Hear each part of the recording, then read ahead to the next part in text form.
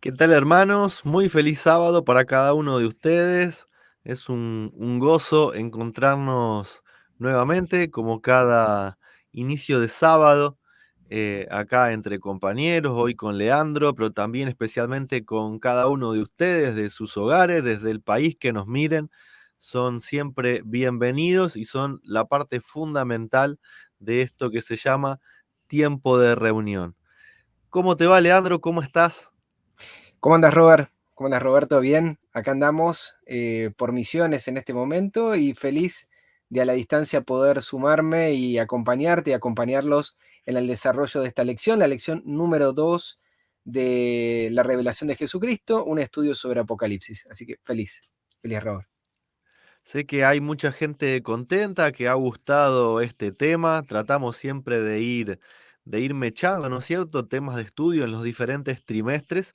Y ahora nos toca profecía, tratando siempre de estar ahí atento a los sucesos que van ocurriendo en el mundo y tener las herramientas para poder hacer ese paralelo, ¿no es cierto?, con lo que va diciendo las escrituras y ver cómo todo lo que fue escrito hace tanto hoy se está cumpliendo por demás, ¿no es cierto? Así Totalmente. que, bueno, si te parece, le comentamos a los hermanos que no estamos en vivo en el video, pero sí en el chat, así que por favor, salúdennos.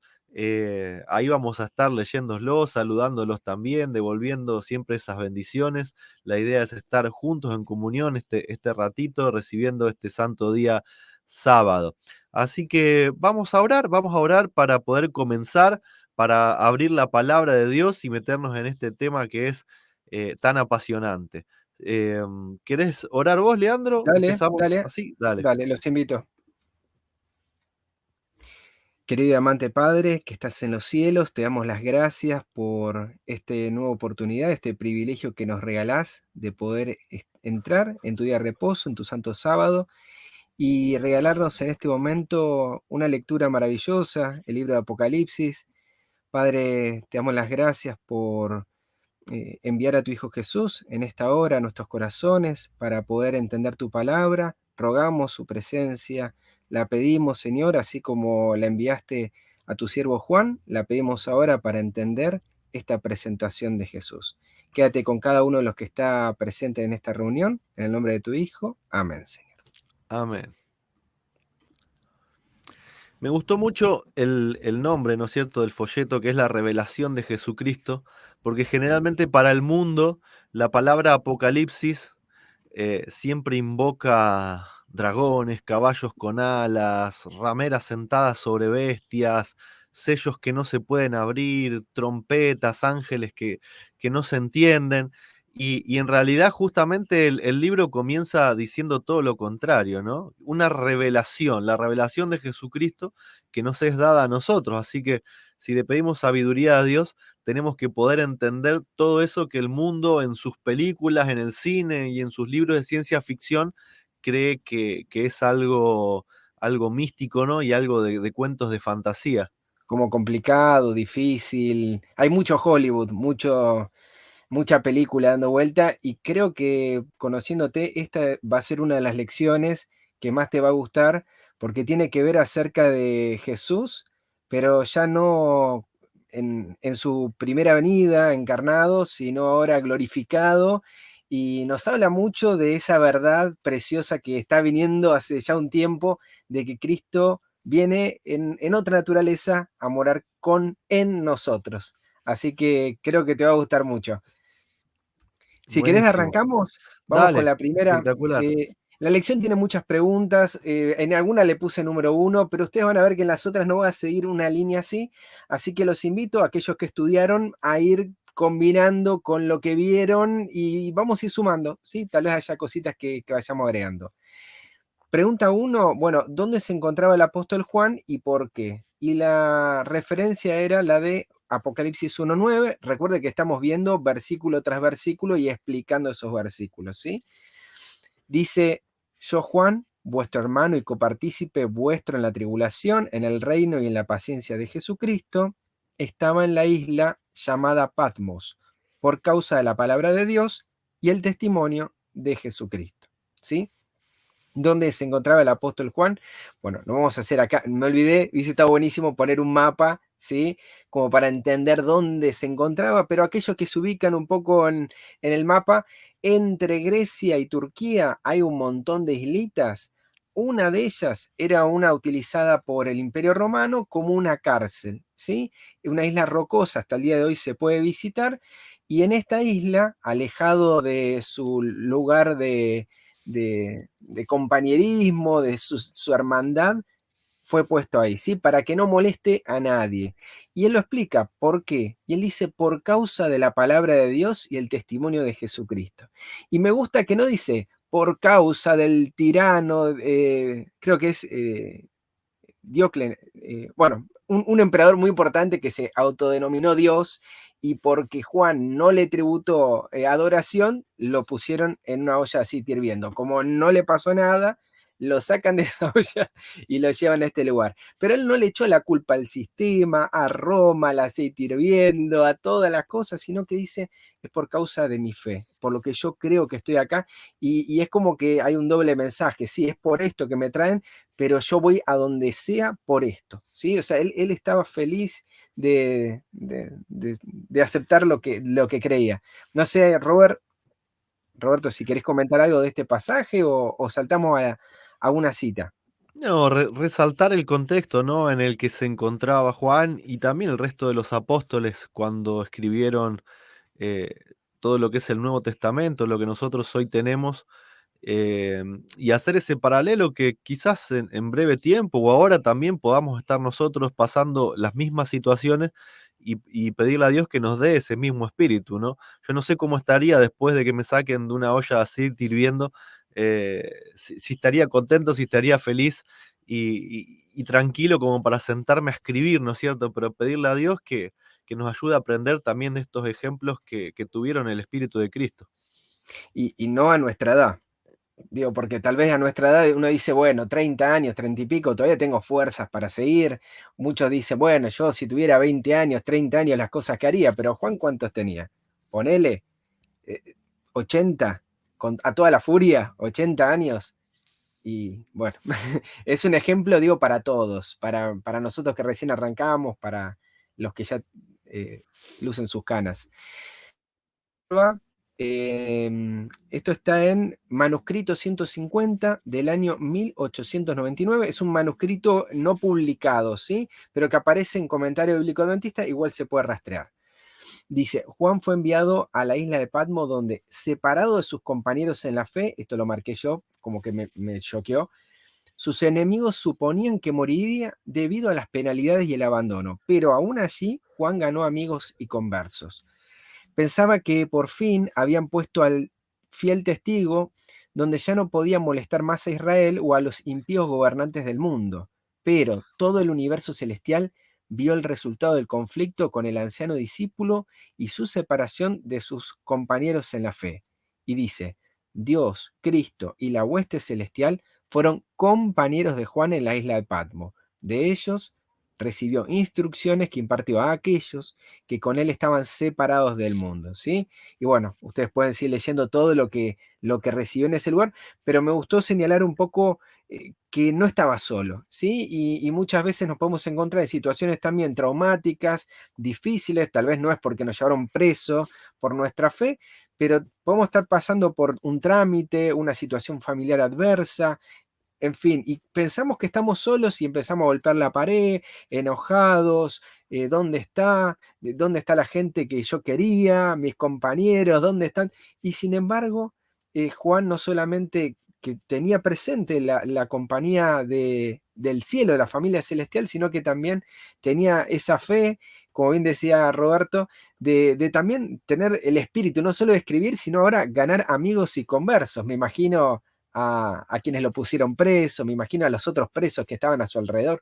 Estaba ahí, estaban allá y tuvo ese espíritu que necesitamos constantemente, ¿no? Y él allí lo disponía.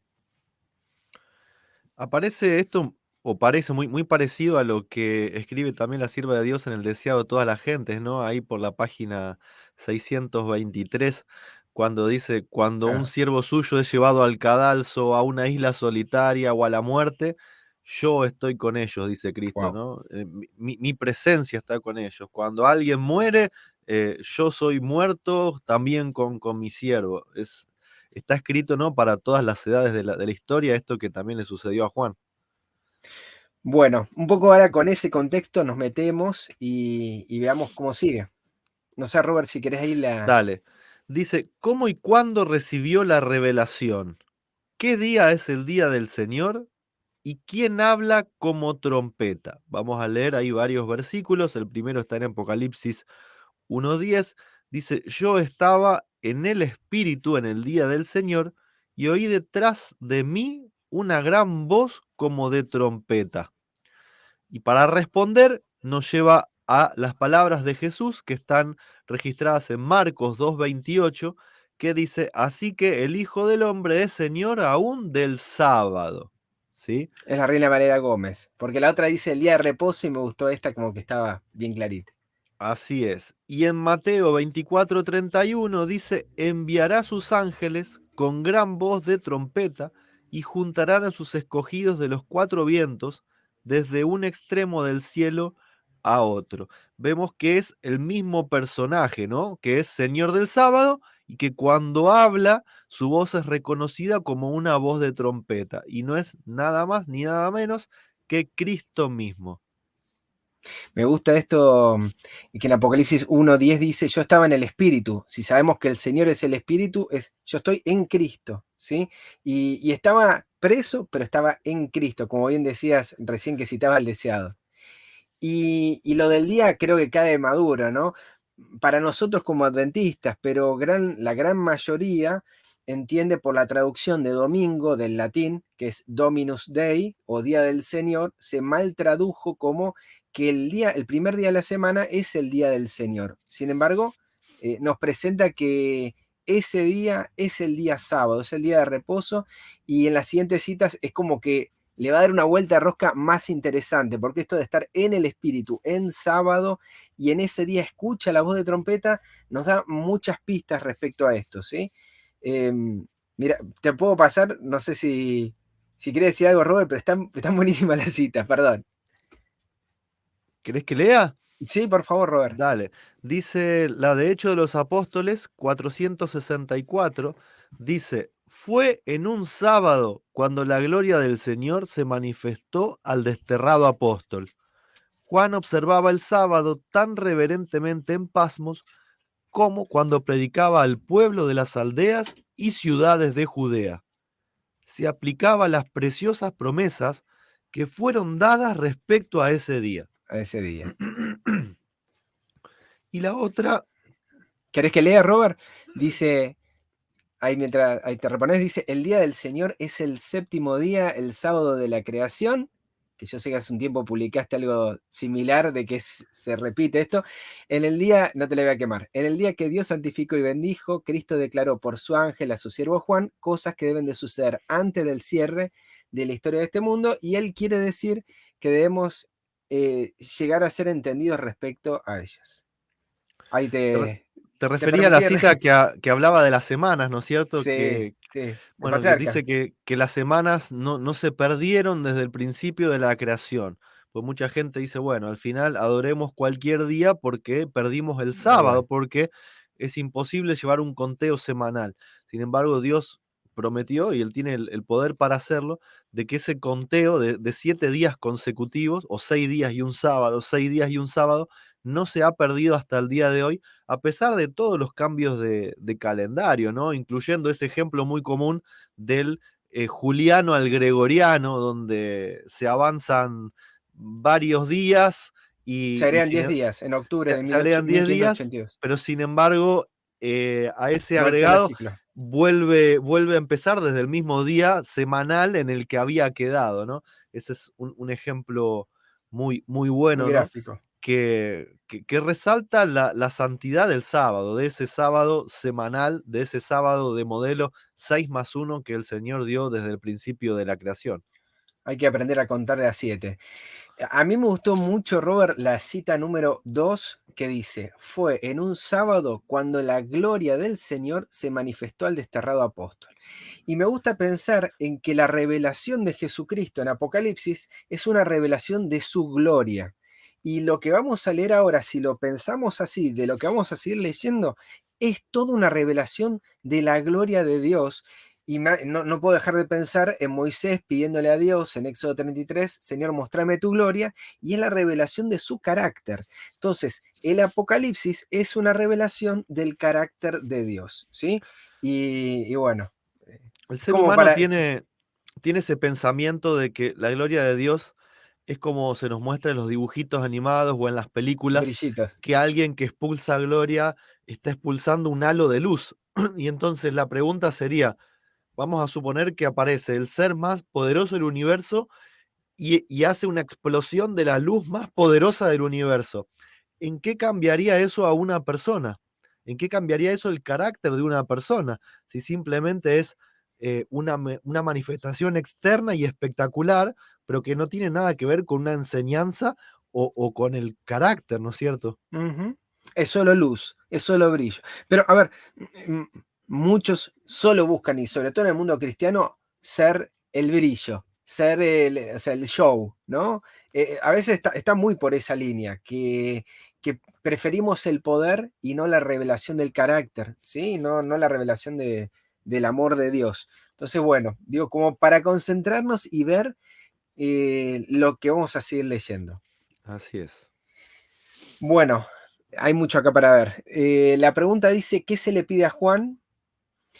¿A qué iglesia estaba destinado el pedido? ¿Qué debía escribirles? ¿Y por qué todos necesitaban este libro? ¿O por qué todos lo necesitamos? ¿Sí?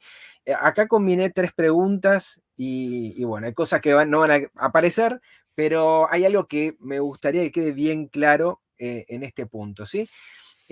Leo la versión adventista, la Nueva Reina Valera, porque me parece a mí que en este versículo, en el versículo 8 de Apocalipsis 1, tiene mucho para decirnos. Los invito a que lo lean, ¿sí? De esa versión también, comparando. Dice, ¿qué dijo? Yo soy el alfa y el omega, el primero y el último. Está entre corchetes. Eso quiere decir que no está en algunos manuscritos, esa parte, ¿sí? No voy a explicar todo, pero tiene que ver con lo que vimos la semana pasada del alfa y omega, ¿sí? Esto no está, no aparece. Escribe en un libro lo que veas y envíalo a las 7 iglesias, a Éfeso, Esmirna, Pérgamo, Tiatira, Sardis, Filadelfia y la Odisea. Entonces, respondiendo a las dos primeras preguntas, se le pide que escriba un libro y que lo envíe a las 7 iglesias, ¿sí? No es que escribe un libro y después dice, bueno, escribí cartitas para Éfeso, para Esmirna, para... No, hay un libro que está destinado para las 7 iglesias. Las 7 iglesias necesita, Éfeso necesita todo Apocalipsis, Esmirna necesita las plagas, ¿sí? Tiatira necesita también las trompetas, ¿se entiende? Y, ¿Y qué debía escribirles? Apocalipsis 1, 1 al 19, la revelación de Jesucristo que Dios le dio para manifestar a sus siervos las cosas que deben de suceder pronto. Y en el 19 dice, escribe las cosas que has visto, las que son y las que han de ser después de esta. ¿Era un libro solo para cada iglesia? Vemos en Colosenses 4:16 que Pablo les recomienda, cuando esta carta haya sido leída entre vosotros, los de Colosas, haced que también se lea también en la iglesia de los laodicenses y que la de la Odisea la leáis también vosotros, que es una carta que no tenemos hoy en la actualidad. Eh, ¿Por qué necesitamos este libro? ¿Por qué necesito yo lo que fue escrito para Esmirna o Éfeso si son periodos en la historia? Dice Eclesiastés 1:9. ¿Qué es lo que fue? Lo mismo que será. ¿Qué es lo que ha sido hecho? Lo mismo que será. Y nada hay nuevo debajo del sol. Y en Isaías 46, 9 al 10 nos dice, acordado de las cosas pasadas de los tiempos antiguos, porque yo soy Dios y no hay otro Dios, ni hay nadie semejante, ni hay y nada hay semejante a mí, que anuncio lo por venir del principio y de lo antiguo lo que aún no he hecho, que digo, mi consejo permanecerá y haré todo lo que quiero. ¿Sí? O sea, te hace pensar en la historia para ver que esto es cíclico y vamos a volver a recuperar cosas del pasado como un modelo, ¿no? Un patrón, fuente, canal. Y esto se vuelve a repetir, ¿sí? Lo mismo, tal vez magnificado, pero nos ayuda a entender todos estos modelos, qué pasó en Esmirna, ¿qué pasó en Éfeso? Perdió el primer amor. Bueno, me va a servir a mí entender también qué es eso de, cuál es el remedio para esa enfermedad, ¿no? El estar sin ese primer amor. Robert, perdón, ahí la extensión, pero era mucho versículo. No, está bien, avancemos, avancemos, porque lo bueno es abarcar todo el material que se pueda. Dale. Bueno, entonces vamos a la cita, que ahí, si querés, Robert, leer Dale, y... dale. Está en Review and Herald del 14 de febrero de 1907 y dice, el Señor Jesús envió un ángel poderoso para explicar a Juan, por medio de símbolos, las cosas que habían de suceder hasta la venida del Señor. Se le ordenó que escribiera las instrucciones en un libro para beneficio de las 7 iglesias. Este escrito se conserva ahora en el libro de Apocalipsis, pero solo unos pocos lo entienden. Contiene el mensaje para los últimos días y debemos detenernos mucho en estas profecías. Lo primero que se me viene a la mente a mí es que este caso es idéntico al de Daniel. Mm, A la persona que se le da la revelación no la entiende. Daniel no entendió, Juan no entendió, Juan a qué duras bueno eso. penas pudo describir algo que vio en sueños, pero quizás estaba viendo cosas de 1900 o de los 2000, y él lo describe con su conocimiento, ¿no? Pero el libro, el conocimiento del libro después es abierto para esa generación, en la cual las cosas se van a cumplir más plenamente, ¿no? Y es por eso que la sierva de Dios hace un énfasis especial, ¿no? Cuando dice, contiene el mensaje para los últimos días y debemos detenernos mucho más en estas profecías. No se le pidió a Juan que lo estudiara, se nos pide a nosotros, ¿no es cierto? A Juan se le pidió que lo registrara. Y también, ¿querés decir algo? No, no, la cita que sigue es como que es del mismo, pero el párrafo siguiente iba por esa línea. Me encantó. Perfecto, dice, explicar escritura por escritura, esta es la obra que deben hacer todos nuestros ministros que están plenamente despiertos a los tiempos en que vivimos. Wow. El Señor guiará a sus siervos ministros, los guiará por caminos que no conocen, llevarán en alto la lámpara de la vida en los lugares oscuros de la tierra y apresurarán la venida de nuestro Rey. Decime si no es la experiencia que estuvimos teniendo estos últimos años, meses, años.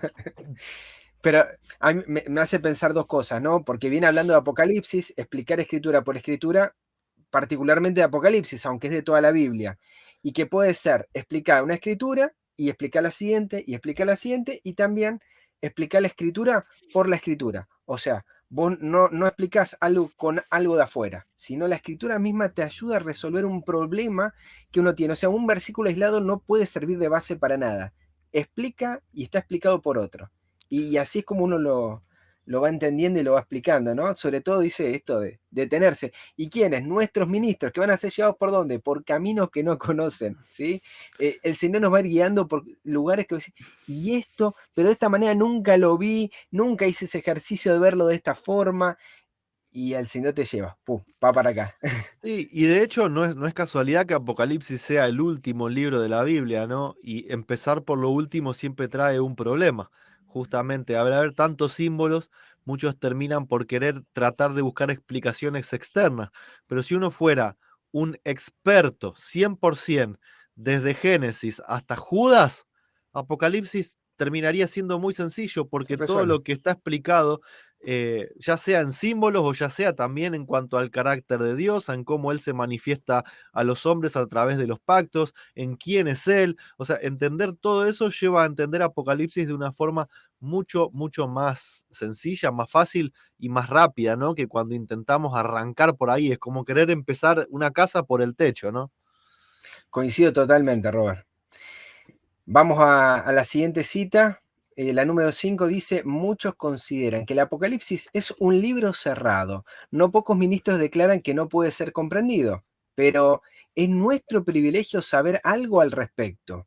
De ninguna manera debemos cansarnos de mirarlo debido a sus símbolos aparentemente místicos. Cristo puede darnos comprensión. La bendición pronunciada sobre aquellos que leen y oyen y guardan las palabras de esta profecía puede ser nuestra.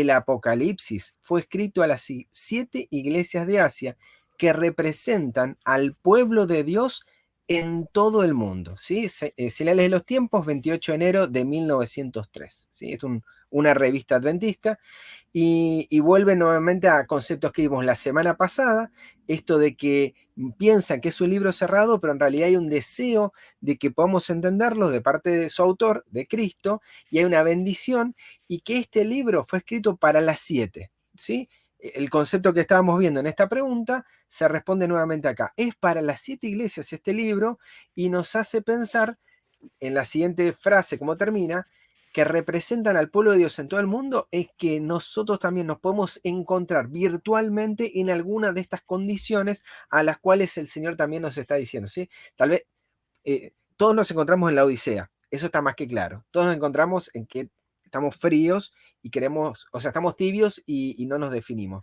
Pero tu experiencia tal vez sea la de sentirte menos cuando el Señor te está diciendo, como Esmirna, sos rico, o mi experiencia, perdí el primer amor. Y el Señor también tiene un mensaje para mí. Es como que el proceso de las iglesias puede suceder todos en la vida misma de una persona, ¿no? Así como sucedieron literalmente en un tiempo, así como suceden a través de la Totalmente. historia, también pueden suceder en la vida de una sola persona. Y ese juego está bueno que lo tengamos, que podamos ver las dos cosas, no uno o el otro, sino ambos. Exactamente. Esta cita es un poquito más larga, pero no sé, Robert, Dale. si todavía te... Dale. Sí, manuscritos liberados, tomo uno, puede ser, sí. Sí, está allí. Página 372, es el manuscrito 81, ¿no? Dice, los mensajes dados a la iglesia de Asia retratan el estado de cosas existentes en las iglesias del mundo religioso actual. Los nombres de las iglesias son simbólicos de la iglesia cristiana en diferentes periodos de la era cristiana. El número de las iglesias, 7, indica integridad y es simbólico del hecho de que los mensajes se extienden hasta el fin del tiempo y se hacen cumplir hoy. Mientras que las figuras usadas son simbólicas del estado del pueblo profeso de Dios, el trigo desarrollándose entre la cizaña, la verdad erguida sobre su propia base eterna en contraste con el error. Y la otra que está a continuación dice, El siguiente párrafo. deseo enfatizar el hecho de que las iglesias a las que se le dijo a Juan que enviara la instrucción que se le había dado, representan a todas las iglesias de nuestro mundo y que esta revelación que se hizo debe ser estudiada, creída y predicada por la iglesia adventista del séptimo día hoy. Cristo vino personalmente a Juan para decirle las cosas que son y las que serán después de ellas. Y le dijo, lo que ves, escríbelo en un libro y envíalo a las 7 iglesias. La luz no debía ocultarse bajo un almud. Un poco repitiendo los conceptos que estuvimos viendo en las citas anteriores, pero ahora fortaleciendo el punto de que esto es puntual para la iglesia adventista del día de hoy y que lo tiene que estudiar, creer y predicar. ¿Sí? O sea, hay un énfasis en esto que tal vez no estamos acostumbrados a hacer y tal vez se predica menos de lo que se debiera, o cuando se habla de profecía se habla solo de cosas apocalípticas, pero no una resolución de un problema que tenemos hoy y que se ve claramente en estas 7 iglesias o en estos 7 estados que se encuentra hoy el mundo. Qué Eh, emoción que habrá sentido Juan porque dice que sí, Cristo vino sí, personalmente. vi que O te sea, gustó esa frase. sí, Cristo ya había ido al cielo, ya estaba ahí con los sellos, estaba en otra cosa, pero vino personalmente a Juan a darle la instrucción. Es como que en Apocalipsis hay distintas partes. Hay momentos donde Cristo está y hay momentos donde habla el ángel que se parece en su apariencia a Cristo y Juan intenta adorarlo, pero le dice, guarda, ¿no? Yo soy un consiervo tuyo. Pero en esto es como que está ahí, dice. Es una de las pocas partes donde aparece Cristo y se presenta y le habla. Digo, Ujú. para prestarle atención. Siguiente pregunta, Robert. Dice, ¿qué observó Juan cuando vio la voz? ¿Dónde estaba y qué significa? Y bueno, en Apocalipsis 1, 12 y 13 nos dice, y me volví para ver la voz que hablaba conmigo, y vuelto vi 7 candeleros de oro, y en medio de los 7 candeleros a uno semejante al Hijo del Hombre. Y en el versículo 20 dice, los 7 candeleros que has visto son las 7 iglesias. Es interesante, ¿no? Que Juan, eh, primero es interesante que vea una voz, ¿no es cierto? Sí, Se estará viste en refiriendo Génesis a... también, que dice la voz que caminaba la. Así es. Pero bueno, se da vuelta y reconoce a Cristo, ¿no? Reconoce al Hijo del Hombre que está caminando entre los 7 candeleros, que después se define, ¿no? Que esos 7 candeleros son sus iglesias. Y esto se puede ver tanto como algo literal, si querés, en un compartimiento del cielo, pero también lo podemos ver como algo eh, literal acá en la tierra, ¿no? O sea, ambas cosas pueden ser literales. A Cristo caminando entre su iglesia, Él es el gran pastor de sus iglesias. Viste, dice, está en medio, está en medio. Por eso digo, ahora en la revelación es el Hijo del Hombre, no deja de ser el Hijo del Hombre, pero está en medio. O sea, está allá, pero también está acá. Y es eso que tal vez me parece muy interesante a la hora de meternos con el libro de Apocalipsis, la revelación de su gloria. Mira lo que dice esta cita, Robert. No sé si la querés leer. Está Dale, media larga. Si querés la primera parte, pero es hermosa esta. dale, dice, Él camina en medio de los candeleros de oro. Así es simbolizada la relación de Cristo con sus iglesias y las estrellas son usadas para representar a sus ministros. Él está representando o está representado como caminando de aquí para allá entre los candeleros de oro. Él está en comunión con su pueblo. Él conoce su verdadera condición. Observa su orden, su vigilancia, su piedad y su devoción, y toma placer en ellos si ve manifiestos esos frutos. Aunque Cristo es mediador en el santuario celestial, Él camina de aquí para allá en medio de las iglesias en la tierra, se pasea de iglesia en iglesia, de congregación en congregación y de corazón a corazón. Él observa su real condición, lo que es omitido, lo que está en desorden y lo que se necesita hacer. Es representado como caminando, lo que significa sana preocupación, despertar y una vigilancia incansable. Él está observando si la luz de alguno de sus centinelas o candeleros se está debilitando o apagando. Estos subpastores pueden dormir, pero el que guarda a Israel ni se adormece ni se duerme. Si estos candeleros fueran dejados al cuidado de poderes humanos, la llama débil la guindecería y moriría. Pero él es el verdadero vigilante de la casa, el incansable guardián de las cortes del templo. El continuo cuidado y presencia y gracia sustentadora de Cristo son la fuente de toda vida y luz. Me gustó que usa la palabra subpastores, pues si bien los ministros aparecen como las estrellas que Cristo tiene en su mano, como instrumentos muy, muy importantes, no dejan de ser subpastores, ¿no? Están subordinados al gran pastor. Al pastor. Y por ahí, a diferencia de lo que nosotros conocemos hoy en día, viste que hay una relación, ya la vamos a ver, de que los ministros son las estrellas. Las estrellas, a diferencia de lo que conocemos, estas reflejan la luz, ¿sí? Por eso también están subordinadas a, reflejan de la estrella mayor o del sol, ¿sí? Que es Cristo. Me gusta esta cita está de congregación en congregación, de iglesia y también de corazón a corazón. Él está acá, digo, esto está tremendo cuando uno se lo pone a ver desde los ojos de aquel que descubrió que Cristo es el Espíritu. Esta semana me llegaron ahí un par de mensajes como para discutir el tema de las estrellas que conocemos hoy. A ver Bueno, si tienen luz, si no tienen luz. Está interesante. está bueno. Perdón que ahí abrí el debate. Recuerdo una cita del conflicto que habla acerca de eso, que habla de que reflejan la luz como la luna. Pero bueno, pienso yo que el gran deseo del enemigo fue manifestar de que él mismo emitía esa luz como estrella. Y bueno, sabemos que ese brillo, ese resplandor provenía de Dios. Vamos a la siguiente para no distraernos, porque está bueno el debate ese.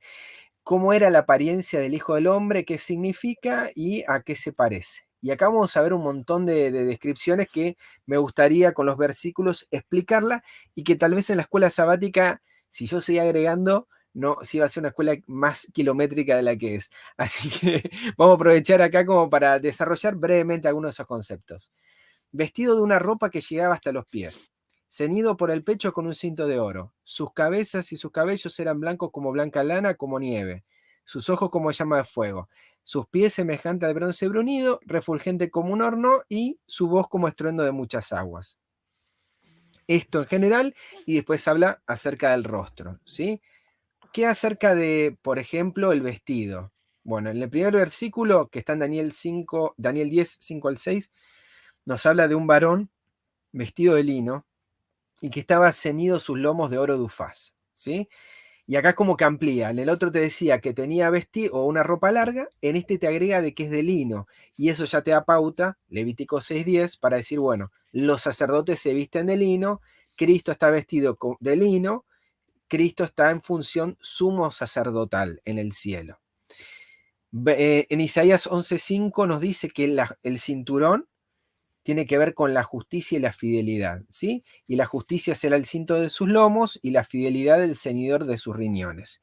Y también nos dice en Efesios 6:14 a nosotros que ciñamos vuestros lomos de verdad, ¿sí? Y pienso en que esta vestimenta que nos marca la justicia de Cristo está ceñida también de verdad, está ceñida de su fidelidad y hace que no se caiga, ¿sí? O sea, para que vos puedas caminar, para que no tengas que andar con el vestido largo yendo de acá para allá, hace que eso se mantenga junto y es muy interesante, cosa que no vamos a abrir acá el debate, pero poder estudiar e investigar un poco qué es eso de la justicia de Dios, ¿sí? Y el pasaje habla, ¿no? De que la justicia y la paz se besaron. Hay un vínculo entre su justicia y su misericordia, y es eso lo que él está deseoso que empecemos a ver como primer punto, ¿sí?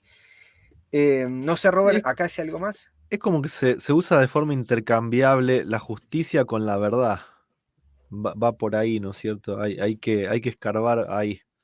Hay un pasaje que dice, él es fiel y justo para perdonarnos. La justicia, la fidelidad, el perdón. Eh, Sí, el problema siempre es cuando se tiene el concepto equivocado de mm, justicia, ¿no? Cuando nosotros, bueno, decimos la justicia de Dios y vamos a Wikipedia a ver qué significa justicia. Sí, bueno, darle a cada uno lo que merece. Entonces decimos, bueno, Dios le da a cada uno lo que merece. Y tal vez la Biblia no lo defina de la misma forma, ¿no? Por eso siempre importante la insistencia de buscar la definición en la misma Biblia y no en una fuente externa, ¿no? es que nosotros podemos ceñirnos de algún oro que nosotros podemos inventarnos, del razonamiento, de un cinturón de oro, pero Jesús nos va a decir, comprad de mí oro refinado en fuego. Hay algo que como la odicense todavía no tenemos muy claro y tenemos que buscar nuevamente en Cristo esa respuesta. Vemos también que tiene pelo blanco, ¿sí? Los voy a leer rápido acá, Robert, para no meternos en tanta lectura. Daniel 7:9 nos habla de un anciano de días y nos dice que él tiene un vestido nuevamente blanco como la nieve y el pelo de su cabeza como lana limpia. Es una descripción de la divinidad del Padre, ¿sí? Y nos habla en Isaías 1:18 de que o sea, la contraposición del pecado, o sea, un sinónimo de pureza es la blancura de la nieve y de la lana, ¿sí? Entonces, todo lo que vayamos a leer en Apocalipsis relacionado al blanco, la vestidura de la mujer, las acciones justas de los santos, tiene que ver con la pureza de la divinidad, ¿sí? Que no tiene pecado.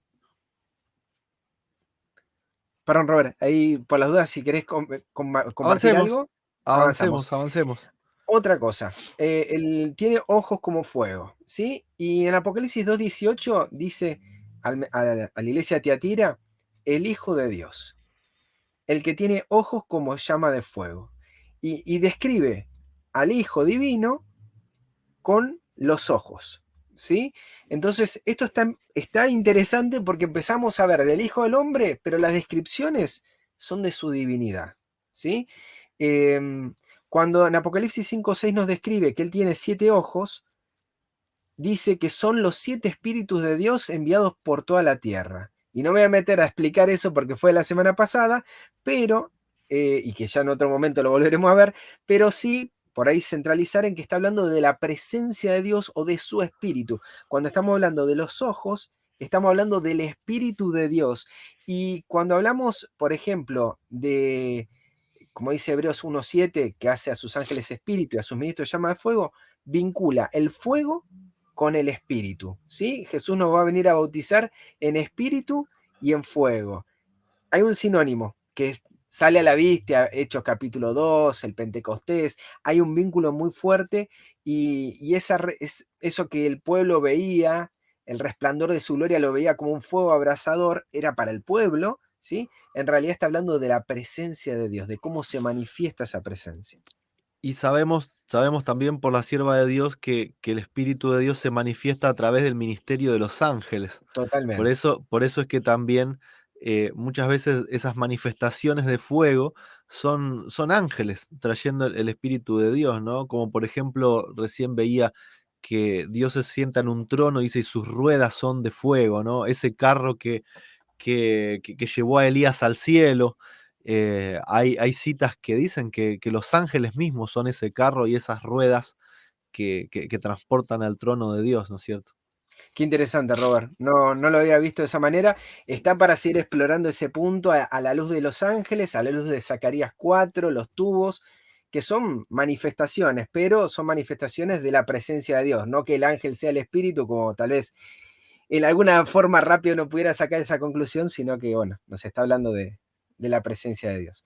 Y en Isaías 52:7, hablando un poco de los pies, recordamos acá que estamos viendo las partes de Cristo, pensaba, Isaías 52 dice, cuán hermosos son sobre los montes los pies del que trae alegres nuevas, del que anuncia la paz, del que trae nuevas del bien, del que publica salvación, del que dice a Sión, tu Dios reina. Hay un vínculo entre los pies y revelación del carácter de Dios, ¿sí? De revelación de su divinidad, de decir, bueno, esto que yo vengo a traer es paz, no es guerra. Vengo a traerles el bien, no el mal. Vengo a traerles salvación, no destrucción.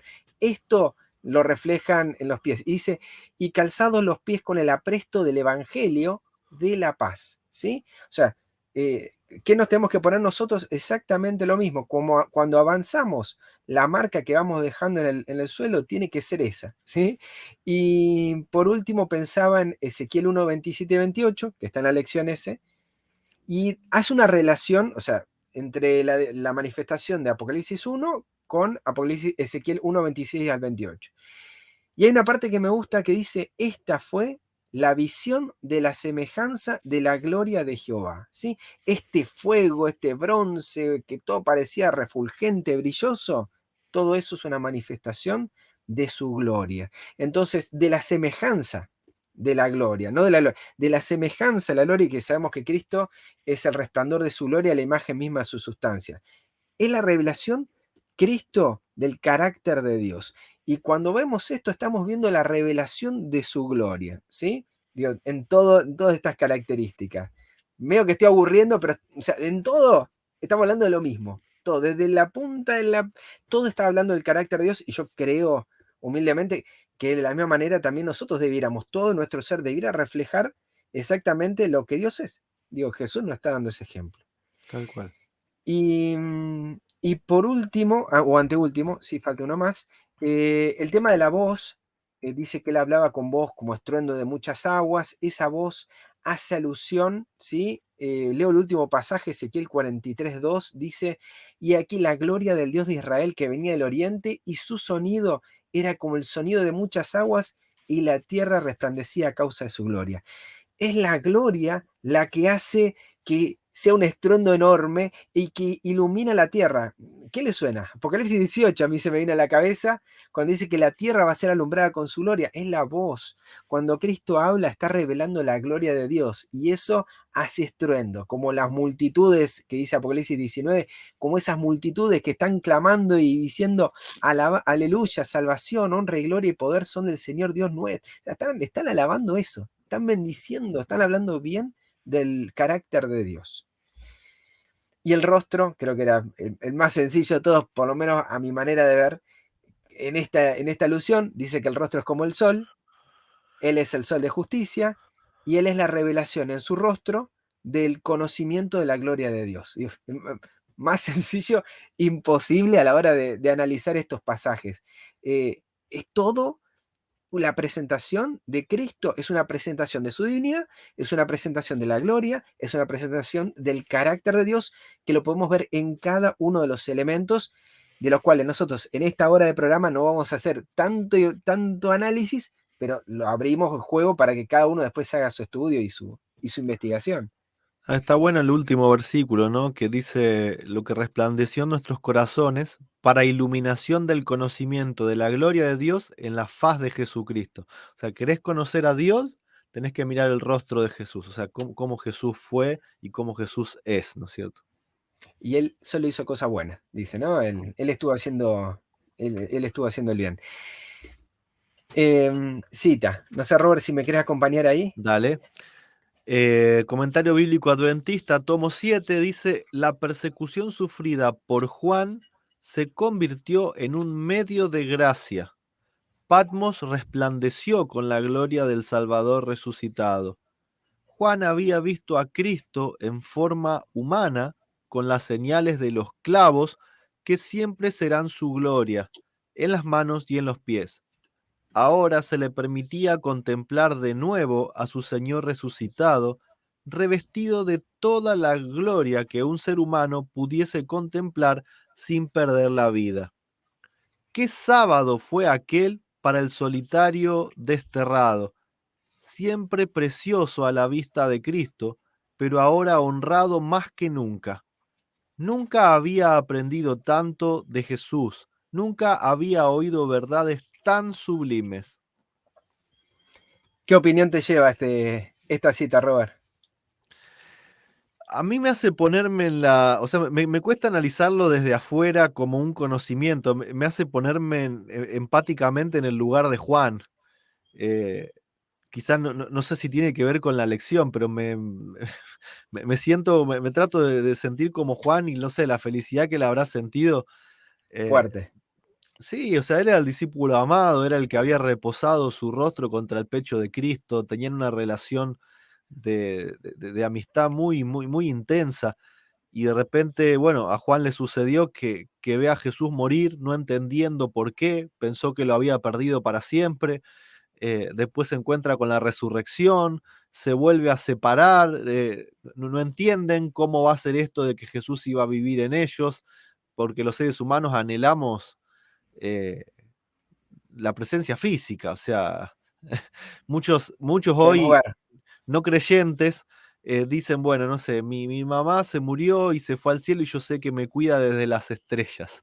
Y ni aún para esa gente es lo mismo, esa gente quiere a la mamá al lado, ¿me entendés? Y lo mismo, y es más, nosotros sabiendo que Cristo está vivo y que está con nosotros, muchas veces nos gustaría poder darle un abrazo, muchas veces es como que no es suficiente, ¿no?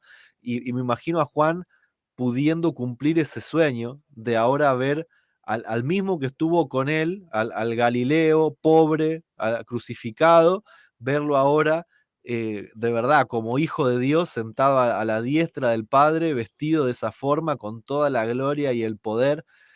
Yo creo que al final de la vida de este viejo discípulo era como para decir después de esto, bueno, ya puedo morir en paz, ¿no? De haber sido muy impresionante para ese anciano, como bien decís. Y pienso también, ahora me pongo empáticamente al lado del Señor, cómo Él desea acercarse a su amigo, a su gran amigo Juan, y dice que se revela con toda la gloria que un ser humano pudiese contemplar sin perder la vida. Es como hay un deseo de Jesús, hay un deseo del Padre sobre todo, de acercarse a nosotros y mostrarnos, ¿sí? De que está a favor nuestro, no en contra nuestra, que no nos quiere destruir y nos quiere mostrar tal como es, pero sabe los límites, sabe que hasta un punto puede llegar con nosotros. Y esta revelación de Apocalipsis 1 era todo lo que podía ver Juan sin perder la vida, ¿sí? Y hay una revelación que vamos a ver ahora trae sus efectos en el ser humano. Recién dijiste que imagino que le trajo mucha alegría. Yo creo que sí, pero también vamos a ver algunos efectos que le produce a él, un poquito más al final del estudio, donde él dice como que se sentía que se moría, ¿sí? Entonces como que hay algo que le estaba jugando, pero bueno, ya vamos a charlar de eso. Robert, no sé si querés leer Dale. estos pasajes. Dice, ¿qué tenía en la mano el Hijo del Hombre y qué significa? Un poco ya lo veníamos hablando, ¿no? Dice, tenía en su diestra 7 estrellas, nos dice el versículo 16. Y en el versículo 20 dice, las 7 estrellas son los ángeles de las 7 iglesias. Y esto también nos lleva a Daniel. Tenemos que entender que para estudiar Apocalipsis hay que estar conectados con Daniel constantemente, ¿no? Daniel 12:3 dice, los entendidos resplandecerán como el resplandor del firmamento, y los que enseñan la justicia a la multitud como las estrellas a perpetua eternidad. Entonces, ¿qué son las estrellas? Dice, los que enseñan la justicia a la multitud. Están comparados con ángeles, ¿sí? Cuando leemos la palabra ángeles, no siempre hay que imaginarse a esos seres con alas, sino que la palabra ángel significa mensajero, alguien que lleva un mensaje. De hecho, de Jesús mismo en el Antiguo Testamento se dice, Dios dice de él, ¿no? Aquí mi ángel irá delante de ustedes. Entonces, a los que enseñan justicia a la multitud se los llama ángeles, se los llama mensajeros, y son estas 7 iglesias, estas 7 estrellas, perdón, que Cristo tiene en su mano, que las citas pasadas fueron las que dijeron directamente, ¿no? Que son los ministros acá en la tierra, los Totalmente. subministros. Y sigue diciendo, bueno, en Isaías 49, 14 al 16, dice, pero Sión dijo, me dejó Jehová y el Señor se olvidó de mí. ¿Se olvidará la mujer de lo que dio a luz para dejar de compadecerse del hijo de su vientre? Aunque olvide ella, yo nunca me olvidaré de ti. He aquí que en las palmas de las manos te tengo esculpida, delante de mí están siempre tus muros. Esto de que en las manos tiene las estrellas y un vínculo en que no se olvida de nosotros. Y pone este vínculo maternal imposible de romper, aunque hoy en día cada vez más vemos noticias de madres que hacen desastres, ¿sí? Con quienes vieron nacer. Dice, aunque pase esa locura, yo no voy a hacer eso. Y nos muestra las marcas, que Él nos tiene ahí. Y pienso en dos cosas, que Él nos tiene acá como estrellas, nos tiene en sus manos, nos tiene cuidados, protegidos, como la madre a su hijo, como la gallina a sus pollitos, pero también nos muestra que la marca de las manos, de lo que sufre, no solamente lo que sufre, sino lo que sufre constantemente, es una manifestación, de sacrificio de lo mucho que nos ama. ¿Sí? Y pensaba en algo más, cuando hablabas de enseña la justicia a la multitud, digo, ¿qué tiene que enseñar un ministro? Y ahí está, ¿no? O sea, a veces nos desviamos en diferentes puntos, temáticas que alarman o alteran o nos movilizan, nos sensibilizan, pero nos olvidamos de lo importante y la manifestación de la justicia. Todos tus mandamientos son justicia, es una revelación de su carácter. Cristo enseñaba justicia porque él dice, no la ocultó cuando habló de su misericordia y su verdad. Digo, estamos nuevamente repitiendo el mismo camino que su hijo, que el Hijo de Dios acá en la tierra, ¿no? Presentando cómo es Vos Dios. hablaste de las manos y de las marcas, y si nos tiene ahí es porque quizá quiere que todavía veamos eso que está ahí, ¿no? Totalmente. Que no es solo la cruz, no es centrarse a la cruz, sino Que es en el... importantísimo. claro, pero es en el por qué él terminó en la cruz. Eso es lo grande, el por qué lo hizo, ¿no? El amor que llevó a hacerlo es lo que nos recuerda cuando vemos las marcas, no es simplemente el instrumento de tortura, porque hoy también pasa, si bueno, hagamos una iglesia, pum, le ponemos una cruz adelante y es como que se adora la cruz. La cruz en realidad es un instrumento de tortura. Lo que nosotros tenemos que recordar es el amor que llevó al Padre y al Hijo para que Cristo se entregue por nosotros y terminar en ese instrumento Ujú. de tortura, ¿no? A Que no manos era el plan, nuestras, a que manos no era el nuestras. plan. Exactamente. Fue Pero enviado a mostrar el carácter de Dios y terminó en un instrumento de tortura, de muerte. revelando de forma magnificada ese carácter, pero no era el plan, ¿sí? No era Así el es. objetivo. Una cita de Rey Brangela, el 31 de mayo de 1887, y creo que es la última de este tema, de la lección también. No sé, Robert, si querés que la lea. Dale, dale, Lela. Dice, aquí los ministros de justicia están simbolizados por las 7 estrellas, pero que el primero y el último tienen bajo su especial cuidado y protección. El Señor Jesucristo conoce el número de las estrellas, las llama por su nombre, ata la dulce influencia de las Pléyades y suelta las amarras de Orión. Los ministros del Evangelio de Cristo son mayores bendiciones para la iglesia que las estrellas para nuestro mundo. Todas están en las manos de Dios. Él dirige sus movimientos, Él dispone de ellos en sus diferentes orbes, en sus posiciones. Las llena de luz e influencia, las sostiene, pues de lo contrario pronto serían estrellas fugaces. Son instrumentos en sus manos y todo el bien que hace es hecho por su mano y por el poder de su espíritu. Entonces, nuevamente, empatizándome, como bien dijo Roberto, en la cita anterior, pienso que Cristo también se lo estaba diciendo a Juan. Vos no estás acá solo, no estás olvidado, que te quedaste sin tus compañeros, solito, porque todo complotó para que vos estés acá. Yo te estoy sosteniendo. Yo soy el que te doy fuerzas y sos más importante que las estrellas que están en el cielo para el mundo. ¿Sí?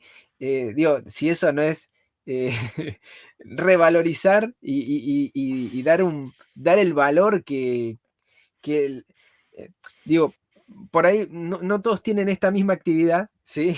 De llevar el Evangelio.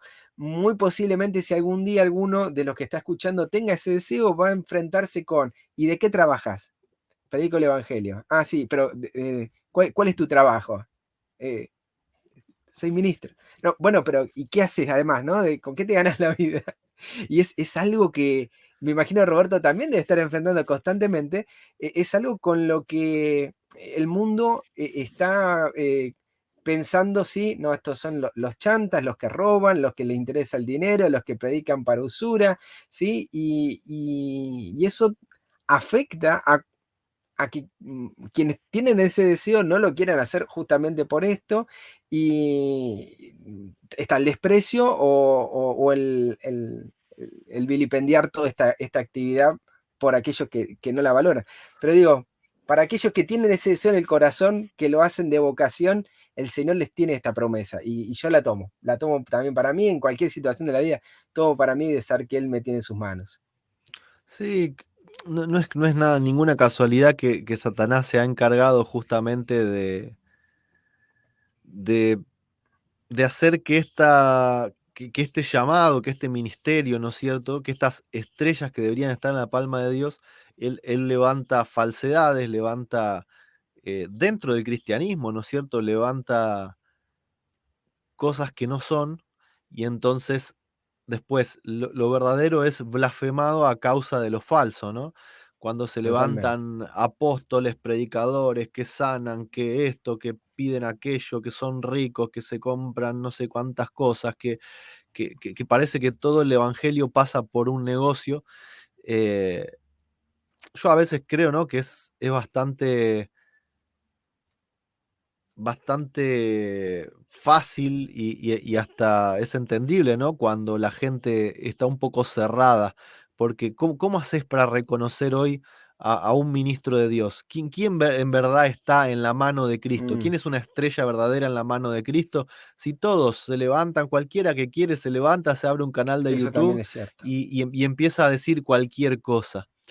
Pero bueno, cada uno tiene el trabajo de pesar los espíritus, porque la Biblia manda, ¿no? A pesar los espíritus, porque si no nos quedamos sin bendición. Dice que los ministros, estas estrellas, son la mayor bendición que la iglesia puede dar.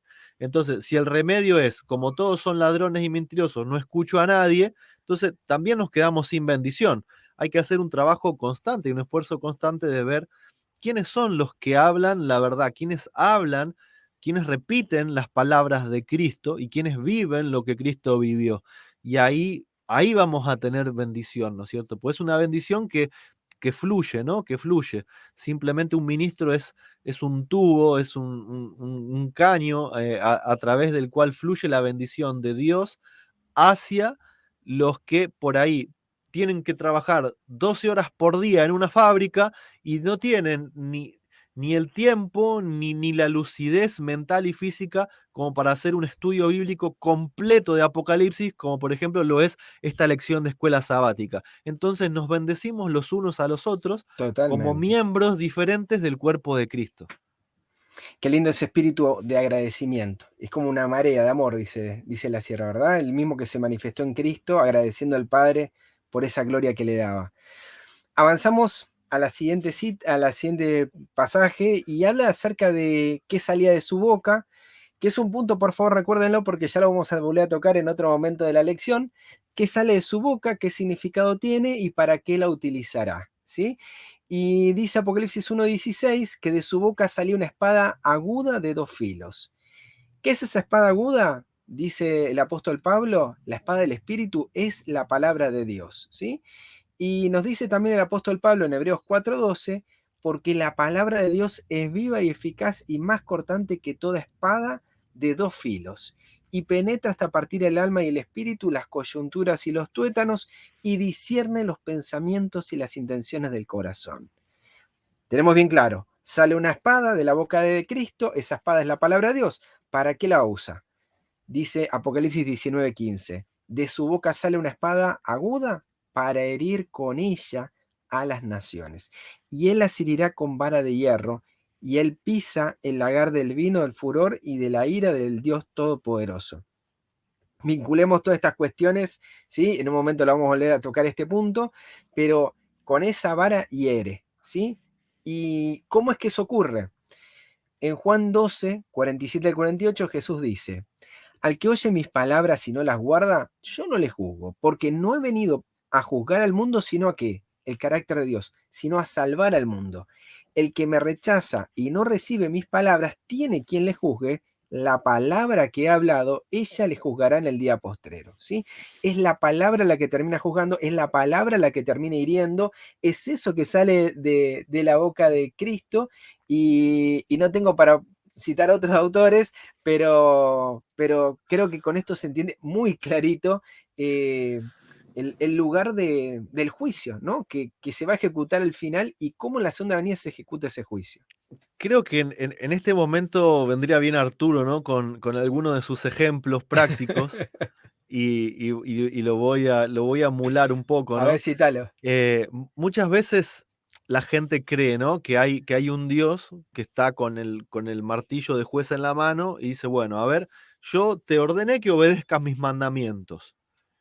Vos no quisiste. Bueno, te vas a tener que ir al lago de fuego. Vos sí quisiste, tenés un premio, venís a la ciudad celestial.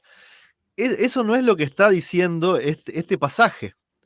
Este pasaje está diciendo que Jesús les está hablando, les está diciendo cómo funciona la vida y cómo funciona la muerte. Entonces dice, si vos estás cerca de Dios, si vos te predisponés para vivir en el ambiente donde Dios está, la vida de Dios va a fluir y vas a tener vida eterna. Si vos te alejás de Dios, te alejás de la luz de la cual fluye la vida y vos te vas del otro lado de ese vallado del cual habla la viña de Isaías 5 y cavás tu Quedas propio pozo y desprotegida. te muerde la serpiente, te morís. Y eso es lo que significa que la palabra te juzga, porque vos sabías cómo eran las cosas y elegiste estar con Dios o estar lejos de Dios. Nadie, o sea, Dios no vino como un juez a dar una sentencia porque no lo obedeciste.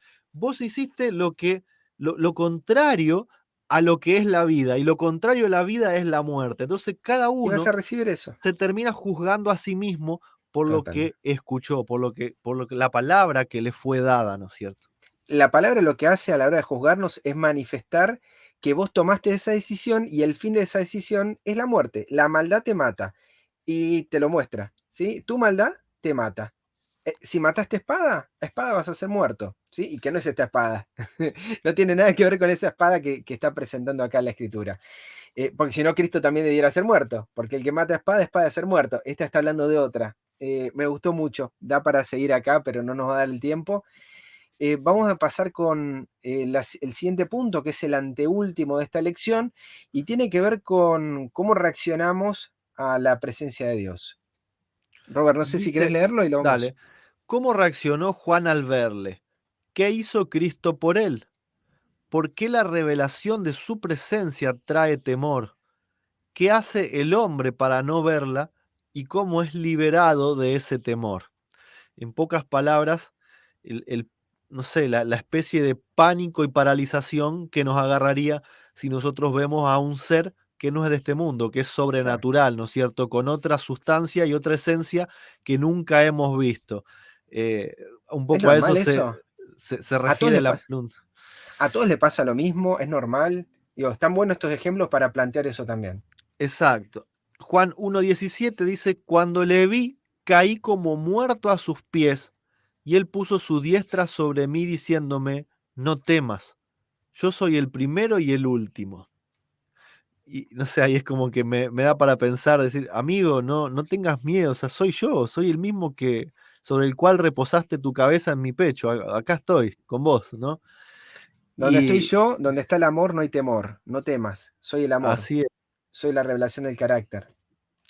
Así es, y quizás indica un poco todavía, más allá de todo lo que admiramos a Juan y demás, Juan no dejaba de ser un hombre todavía con pecado, ¿no? Entonces cuando hay temor es porque, o cuando hay un miedo es porque todavía no entramos en esa relación, por ejemplo, como la que tuvo Enoc para caminar con Dios y ser llevado al cielo. O sea, todavía Totalmente. Juan tenía alguna especie de miedo a lo que estaba viendo, ¿no?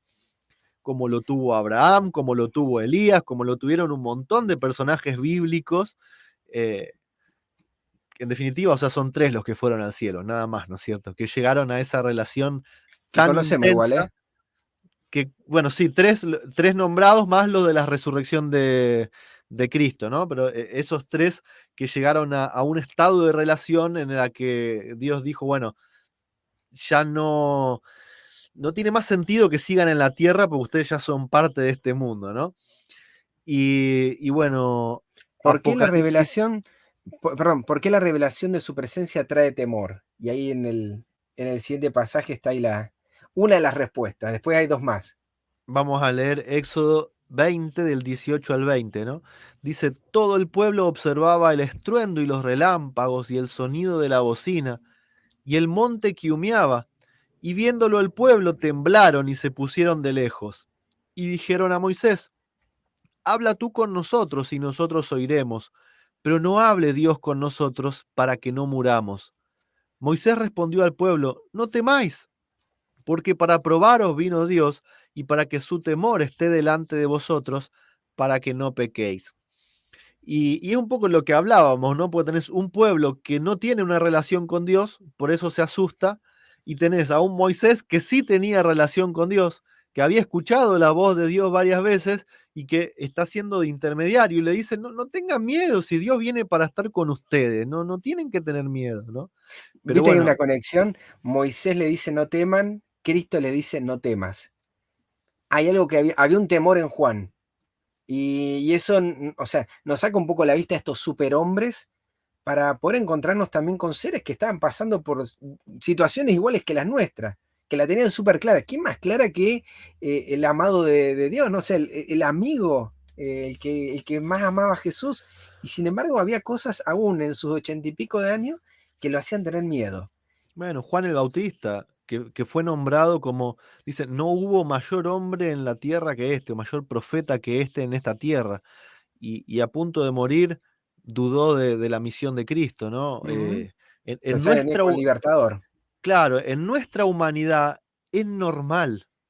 El momento en la que lo superamos es cuando Cristo vive plenamente en nosotros, ¿no? Cuando le podamos ver cara a cara, ahí ya va a salir el último vestigio de miedo, ¿no? Ahí en la respuesta a Éxodo 20 de por qué la revelación de su presencia trae temor, en este caso, el pueblo creía que Dios los iba a matar. Es así de claro. Dice, hablanos vos, porque Dios, si nos habla, nos mata. Dice, vamos a morir. Y hay dos pasajes más en esta línea de Isaías 6:5, donde Isaías dice, soy hombre inmundo de labios y estoy viendo a Dios. Y Y Pedro también dice en Lucas 5:8, apártate de mí, Señor, porque soy hombre pecador. Nuestro pecado nos separa, dice Isaías 59, 1 y 2, nuestro pecado hace separación de nosotros con Dios. Y hace que veamos a Dios como alguien que nos va a matar. Por eso es que se acerca a Dios para decirnos, no temas, viene para todo lo contrario, tranquilo. Sí, yo creo que también, por ejemplo, en Isaías, yo ahí no siento que Isaías creía que Dios lo iba a matar, No, sino no, que no, para. Isaías entendía que Dios era tan santo que él así como estaba no podía estar en su presencia, que tenía que haber una transformación para, o sea, le estaba, espérame un poquito, todavía no te manifieste delante de mí porque yo no lo merezco y voy a desaparecer. Hay algo, Entienden lo que es lo sagrado y lo santo, ¿no? hay algo como que se está preguntando ahí de que estoy acá vivo y no lo merezco, como decís. Sí, Estoy sí. acá vivo, soy una porquería Y siente que y se te estoy muere, viendo. siente que Claro, se muere, y hay también como una cuestión de por qué lo estás permitiendo, si no debiera yo estar acá. claro, Digo, tal vez no sea lo principal, pero está ahí, está como detrás. así es. ¿Qué hace el hombre para no verla, esta gloria? Y el versículo es largo, Robert, por la hora lo voy a completar. Moisés descendía del monte, el pueblo no lo podía ver, dice que tenía miedo cuando bajaba con ese resplandor. Versículo 30 dice que tenía miedo de acercarse a él, entonces Moisés, para acercarse al pueblo, él se ponía un velo, ¿sí? Y hablaba así con el pueblo, y cuando iba a ver a Dios, se lo sacaba. ¿Cuál es ese velo en Cristo? En Hebreos 10:20 nos dice que el velo es su carne. Por el camino nuevo y vivo que Él nos abrió, dice Hebreos 10:20, a través del velo, esto es de su carne. Cristo también se quería acercar a nosotros y es a través de su carne que se aproxima también a nosotros, ¿sí? Esto de anonadar su divinidad en la humanidad, ¿sí? Es para que podamos acercarnos a Él como se acercaba también Moisés. ¿Y cómo somos liberados de este temor, de este velo que nos cubre? Bueno, dice que Cristo nos quita ese velo y leo los últimos pasajes, el 16, pero cuando se conviertan al Señor, el velo se quitará. Porque el Señor es el Espíritu, donde está el Espíritu del Señor, allí hay libertad. Pensemos en Apocalipsis 1, está acercándose el Espíritu del Señor. Él está en el Espíritu. Allí hay libertad. No temas, te saca eso. Por tanto, nosotros mirando a cara descubierta como en un espejo la gloria del Señor, su carácter, somos transformados de gloria en gloria, de bondad en bondad, en la misma imagen como por el Espíritu del Señor. Es el Señor el que nos va transformando cuando empezamos a ver a Cristo, cuando empezamos a ver su bondad. Y lo que hace Apocalipsis 1 es revelarnos eso, es revelarnos cómo es Él para que seamos transformados y no tengamos miedo. ¿Sí? Y finalizamos con la última pregunta que tiene que ver con Apocalipsis 1, 17 al 18 y es un poco de por qué Cristo se presenta así para sacarle el miedo a Juan. Dice, ¿por qué Cristo señala su muerte y resurrección? Y Apocalipsis 1, 17 y 18 dice, cuando le vi caí como muerto a sus pies, y él puso su diestra sobre mí diciéndome, no temas, yo soy el primero y el último, y el que vivo y estuve muerto, mas he aquí que vivo por los siglos de los siglos, amén, y tengo las llaves de la muerte y el Hades. Y en Hebreos 2, 14 y 15 nos dice, así que por cuanto los hijos participaron de carne y sangre, él también participó de lo mismo para destruir por medio de la muerte al que tenía el imperio de la muerte, esto es al diablo, y librar a todos los que por el temor de la muerte estaban durante toda la vida sujetos a servidumbre. Es crucial esto en el Evangelio, ¿no? Al haber sufrido Cristo la muerte eterna, siendo totalmente puro, ahora Él puede disponer de esa vida que Dios le da, esa vida original, no derivada, no prestada. Él la puede disponer para darla a cada uno de nosotros si nosotros aceptamos que en el juicio, en vez de pasar nuestra vida por delante del juez, pase la vida de Jesús, ¿no? La vida de Jesús es la que nos cubre, es la que transforma, ¿no es cierto? Vive Él en nosotros. Entonces, por eso es el que tiene la llave para que no quedemos encerrados en la muerte y en el Hades. Él tiene la llave para abrirla y puede abrir esa puerta para todos los que lo aceptan a Él como Salvador personal. Es muy interesante, Robert, cómo lo estás presentando y me gusta cómo Él, eso nos habilita a entender de que la muerte ya no es un problema, nos quita ese miedo, ya no están ustedes con esa carga. Y me gusta pensar en que en el momento que Él participó de lo mismo que nosotros, participó de carne y sangre, lo hizo para destruir. ¿En qué momento? En ese momento donde está participando, ¿sí? Y cuando Él participa, destruye por medio de la muerte, al que tenía imperio de la muerte, esto es al diablo, es decir, le saca las herramientas. Y al sacarle todas esas herramientas nos saca a nosotros el temor. Ya no hay forma de que el enemigo nos agarre con que vamos a ser destruidos o que la muerte es el fin, sino que en Cristo vemos que hay una respuesta, ¿sí? Que la muerte no es todo, y eso lo dice el apóstol Pablo en 1 Corintios 15, ¿sí? Si Cristo no resucitó, vana es vuestra predicación, vana es también vuestra fe. Pero como Cristo resucitó, es primicia, es decir, te está dando una clara señal de que así como Él pasó, que murió y resucitó, así te va a pasar a vos. Si pasás por esa experiencia o a los que estamos vivos, seremos vivificados por esa fe, creyendo que es así, ¿sí? O sea, o lo crees o no lo crees. Por eso el tema de saber que es así nos saca el temor, nos saca el miedo. Cristo se acerca y nos dice, no temas, ¿sí? Estoy acá, soy el ejemplo viviente de que esto es real, de que es verdad y que mi interés es rescatarte, es salvarte, eso es lo que soy. Amén. No hay mucho más ahí. No sé, Robert, si querés comentar algo más No, de la este verdad que tema. es apasionante, ¿no? Hay que tomarse el tiempo de ir desmenuzando versículo a versículo, y lo importante es no tratar de querer comerse toda la comida junta, ¿no? Porque quizás las partes más impactantes de Apocalipsis son las que uno busca primero, la del dragón, la de la bestia, Las todo eso, ¿no? trompetas. Dame Las la explicación de las trompetas, trompetas. las plagas y bueno, esto va sentando el fundamento, ¿no? Si uno no entiende esto, después también se pierde detalles en lo que Totalmente. viene después. Entonces, es importante también comprender de que no es un libro para dar miedo, sino justamente todo lo contrario. Es para ver al Padre y al Hijo en su máxima expresión, es para aprender a adorarlos en su máxima expresión y saber que nos están demostrando su amor en este libro, lleno de pareciera de violencia. La violencia no viene de ellos están demostrando justamente su amor en medio de toda la violencia y el terror, y nos muestra a Cristo caminando a nuestro lado. Me gusta lo que dijiste. Esto no es un libro para darnos miedo. Él te dice, no temas. ¿Sí? O sea, es eso. Él te Así dice, no es. tengas miedo. De mi parte, Robert, ningún comentario más. Feliz de haber hecho este estudio con vos. Son pocas las veces que tenemos para hablar de profecías y me encanta cuando lo podemos hacer. Amén. Y bueno, muchas gracias a todos los que nos estuvieron acompañando, a todos los que se tomaron el tiempo de leer los mensajes, también de orar por nosotros, ¿sí? Orar por cada uno de los que estamos en esta tarea, en este llamado de compartir la verdad al mundo. Gracias por sus oraciones, porque las necesitamos, al igual que nosotros también oramos por ustedes.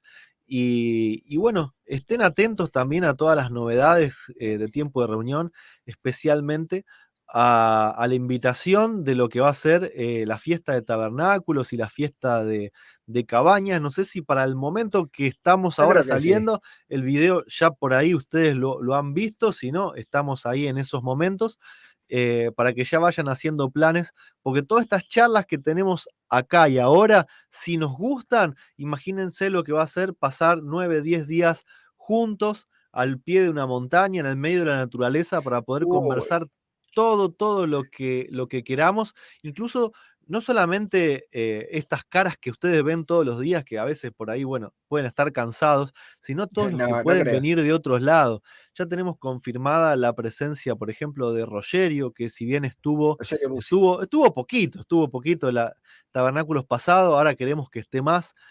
Adrián Evans, que viene desde Australia, viene desde el otro lado del mundo, literal, ¿sí?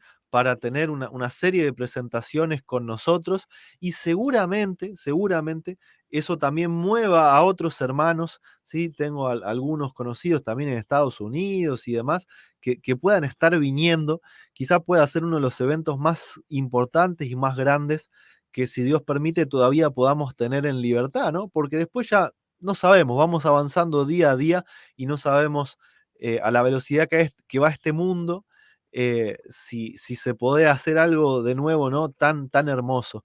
Entonces vale la pena hacer el esfuerzo y ir planificándose ya desde ahora, que en realidad no queda absolutamente casi nada de tiempo.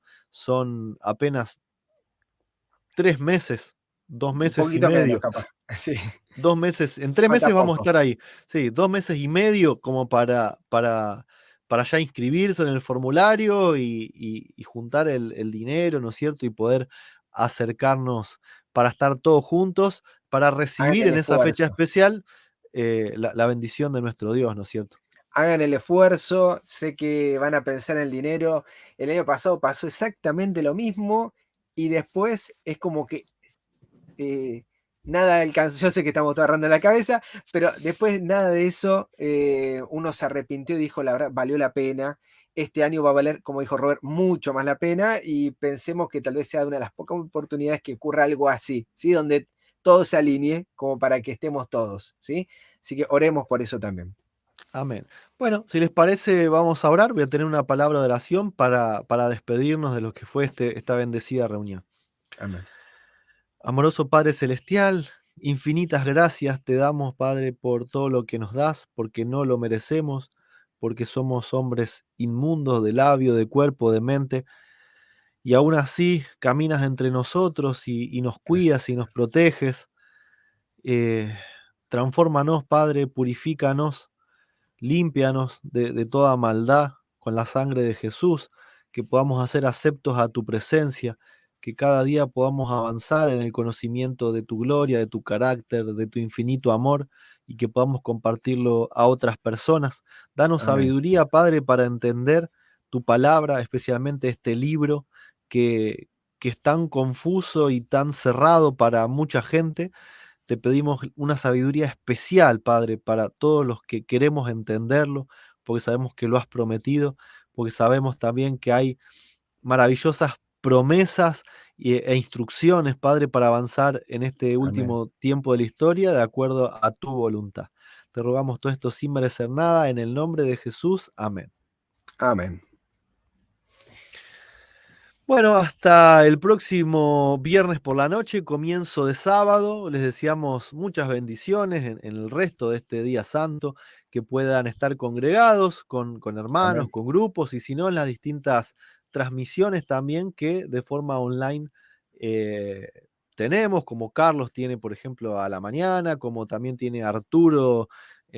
Para México es a la mañana, pero para nosotros ya es pasado mediodía.